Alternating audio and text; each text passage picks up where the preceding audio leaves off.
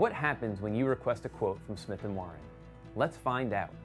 When you click Request a Quote, a dedicated team member from Smith & Warren will carefully review the design you've created. We'll then assign your request to one of our authorized dealers, ensuring you receive the best possible service. If you have a preferred dealer in mind, just let us know, and we'll assign your quote request to them. Within one business day, the assigned dealer will reach out to you directly.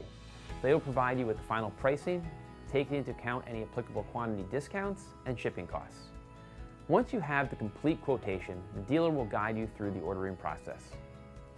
But what if you don't hear back from the assigned dealer, or you prefer to order from a different dealer? No worries. Simply get back in touch with our team, and we'll promptly assign your quote request to the dealer of your choice. Now you might be wondering, why should you request a quote in the first place?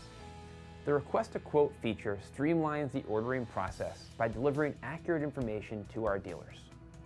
This ensures that our dealers have all the necessary details to fulfill your order precisely as you need it.